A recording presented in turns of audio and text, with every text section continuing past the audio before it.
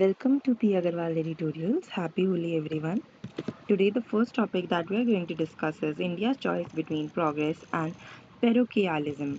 तो इसमें हम क्या बात करते हैं कि जैसे इंडिया चाहता तो है कि वो टेक्नोलॉजिकल लीडर बने, पर लेकिन अपनी आइडियोलॉजीज़ जो नेशनलिस्ट कंट्राडिक्शनल आइडियोलॉजीज़ है नेशनल लैंग्वेज पॉलिसीज़ पे, उसके कारण इश्यूज फेस कर रहा है। आरएसएस और महाराष्ट्र जैसे कि इंग्लिश को पुश अवे करना चाहते हैं। सिर्फ 10% इंडियंस हैं हमारे पास जो इंग्लिश फ्लुएंटली बोल सकते हैं, जो कि एजुकेशन और फिर जॉब अपॉर्चुनिटीज़ में एक डिवाइड क्रिएट कर देता है। स्किल गैप आ रहा है यहाँ पर। Global competitors prioritising English for economic growth. अब जैसे चाइना है, उसने 2001 से इंग्लिश मैंडेटरी कर रखी है।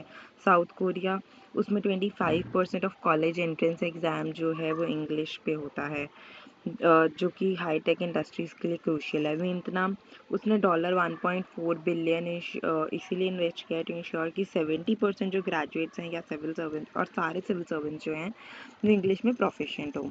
English as a necessity in the AI era. तो जो इंग्लिश प्रोफिशिएंसी है वो एक मेजर एम्प्लॉयमेंट बैरियर है इन इंडिया, नीति आयोग की रिपोर्ट के अकॉर्डिंगली। फिर वर्ल्ड इकोनॉमिक फोरम की रिपोर्ट कहती है 86% फ्यूचर जॉब्स के लिए इम्पॉर्टेंट है। नेशन जो भी इंग्लिश को एक इकोनॉमिक टूल की तरह ट्रीट करें, ना कि एक कल्चरल थ्रेट की तरह, वो ग्लोबली सक्सीड करती हैं। The myth that China succeeded without English, तो ये भी एक मिथ है। अभी इस वक्त 400 मिलियन इंग्लिश यूज़र्स हैं वहाँ पर, जो कि शो करते हैं कि कितनी नेसेसिटी है हाईटेक इंडस्ट्रीज़ के लिए। मॉडर्न मैन्युफैक्चरिंग जो है उसको वर्कर्स चाहिए जो कि बोथ रीजनल लैंग्वेजेस और इंग्लिश में फ्लुएंट हो। India's policy gap and regional disparities. अब केरला और तमिलनाडु जैसी स्टेट्स जो हैं वो इंग्लिश को प्रायोरिटाइज करती हैं अपनी मदर टंग के साथ, जिससे कि उनके पास बेटर एजुकेशन और जॉब्स आ रही हैं। हिंदी फर्स्ट स्टेज जो है वो स्टेम एनरोलमेंट्स और इकोनॉमिक मोबिलिटी में लैग करती हैं। 93% जो ग्लोबल टेक्निकल कोर्सेज हैं वो इंग्लिश में है। Sidelining it harms students global competitiveness. Then urgency for India's future countdown to 2047। तो अब 2050 तक हम चाहते हैं कि इंडिया 23% ग्लोबल वर्कफोर्स में होगा। इंग्लिश के बिना इंडिया अगर एआई को, साइबर सिक्योरिटी को, ग्रीन अपॉर्चुनिटीज़, इन सबको मिस कर देगा। तो कंक्लूजन ये है कि इंग्लिश को हमें एक कॉन्स्टिट्यूशनल इंफ्रास्ट्रक्चर की तरह करना है, ना कि एक आइडियोलॉजिकल कलेक्ट्रेट की तरह। Then next is the gender budget bigger allocations little impact. तो हालांकि हमने बजट इंक्रीज़ किया गया है जेंडर एलोकेशंस में, पर प्रॉब्लम कहाँ आ रही है कि मार्जिनलाइज वुमेन लेफ्ट बिहाइंड। तो गवर्नमेंट प्रोग्राम जैसे कि पीएम जनमन धरती, अब जनिता ग्राम उत्कर्ष अभियान, ये सब वल्नरेबल ग्रुप्स को अपलिफ्ट करने के लिए हैं, पर इनका इम्पैक्ट नहीं दिख रहा है। जो इंटरसेक्शनैलिटी है वो इग्नोर करी जा रही है, जैसे कि कास्ट, क्लास, ट्राइबल आइडेंटिटी। तो इसके कारण भी प्रॉब्लम है। फिर डिजिटल बैरियर्स आ रहे हैं, आजकल डिजिटाइजेशन हो रही है जिसके कारण जो वुमेन हैं ज़्यादातर वो डिजिटल लिटरेसी में लैक कर रही हैं, तो उनको हार्डर हो रहा है वेलफेयर स्कीम्स का फ़ायदा उठाना।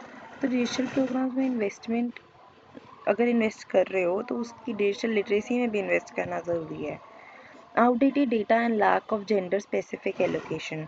तो अब SC ST वुमेन है वो लेयर डिस्क्रिमिनेशन हो रहा है उनको। क्या मतलब है इसका लेयर डिस्क्रिमिनेशन का?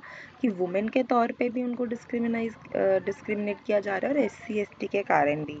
जो बजट डॉक्यूमेंट्स हैं वो लैक करते हैं जेंडर डिसएग्रीगेटेड डाटा। फिर लास्ट सेंसस जो है वो 2011 में हुआ था, अब हमारे पास डाटा ही नहीं है, तो हम कैसे पॉलिसीज़ बनाई जा रहे हैं और सब करी जा रहे हैं। रिसर्च भी उससे कम होती है। अगर रिसर्च मतलब डाटा होगा तभी रिसर्चेज हो पाएंगी। Then scheduled caste sub plan and tribunal sub plan receive significant funds, yet 35% अभी भी under utilisation because of bureaucratic hurdles. Challenges क्या है इम्प्लीमेंटेशन में? Complex paper work. फिर tribal women's literacy is just 49.4%. Then local governance lacks autonomy and resources to implement gender sensitive policies effectively. Then solutions क्या हैं? Main focus इसमें हम solutions पे ही करेंगे। जो पहला है वो चीज़ें ठीक है डिस्कस्ड हैं, तो सॉल्यूशंस क्या हैं कि इफेक्टिव जेंडर बजटिंग के लिए इंटरसेक्शनल जेंडर ऑडिट्स।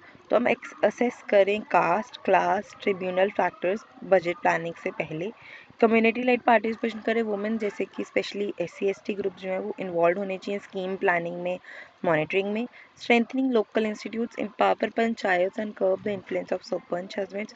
उसमें क्या होता है कि सरपंच हस्बैंड्स का क्या मतलब है कि वुमेन जो है वो खड़ी तो हो जाती हैं इलेक्शन में पंचायत के, बन भी जाती हैं, पर लेकिन उनके हस्बैंड्स ही रूल कर रहे होते हैं बेसिकली।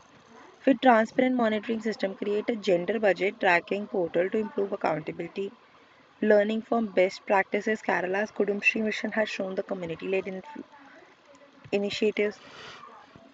The bottom line, फिर अब जो हायर बजट्स है वो लोन एक चेंज नहीं लाएंगे unless policies tackle inequality, accessibility और accountability.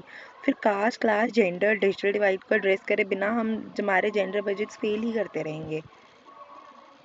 Is learning Hindi as a third language necessary? तो हम इस आर्टिकल में वैसे तो काफ़ी ज़्यादा क्वेश्चन आंसर की फॉर्म में था, बट मैंने उसको टोटली डिवाइड कर दिया कि arguments in favour and arguments against. तो arguments in favour of learning Hindi as a third languages, कि एक तो नेशनल यूनिटी को एनहांस करेंगे, एक कॉमन लैंग्वेज बेटर कम्युनिकेशन लाएगी, then career opportunities, Hindi beneficial है गवर्नमेंट जॉब्स, बिजनेस और मीडिया के लिए, boost cognitive skills, learning multiple languages improves memory, problem solving, adaptability. फिर ट्रैवल और इंटीग्रेशन में फैसिलिटेट करेगा, हिंदी वाइडली स्पोकन है making it useful for migration and tourism, strengthens multilingualism, तो learning different languages cultural understanding को nurture करेंगी। Against compulsory Hindi learning की imposition तो होना ही नहीं चाहिए और वो फेडरलिज्म को वायलेट करता है, स्टेट्स को डिसाइड करने तो लैंग्वेज पॉलिसीज़ पे, बर्डन ऑन स्टूडेंट्स। तो ये 2-3 ऑथर्स के व्यूज़ हैं, ये मिक्स्ड व्यूज़ हैं, मैं बस ये बताना चाह रही थी सबके। देन बर्डन ऑन स्टूडेंट्स, एक थर्ड लैंग्वेज सीखना, एक अकेडमिक प्रेशर लाएगा, रिसोर्स कंस्ट्रेंट्स, टीचर्स भी तो उसमें अपॉइंट करने पड़ेंगे, funds, then unequal implementation, northern state जो है वो ऑफन बाईपास कर देती हैं policy by using Sanskrit instead of south Indian language, then linguistic and cultural differences, तो तमिल और अदर द्रिवेदियन लैंग्वेजेस जो है वो स्ट्रक्चरली डिफरेंट है हिंदी से, मेकिंग लर्निंग हार्डर। कंक्लूजन यही है कि लर्निंग मल्टीपल लैंग्वेजेस जो है वो बेनिफिशियल है, पर एक ये चॉइस होनी चाहिए ना कि कंपल्शन। जो 3 लैंग्वेज फार्मूला है must be implemented Fairlie across all states ensuring Hindi speakers also learn another Indian language. और पॉलिसी डिसीजन जो है वो इंक्लूसिविटी और प्रैक्टिकलिटी पे बेस्ड होने चाहिए, respecting linguistic diversity of India. Thank you.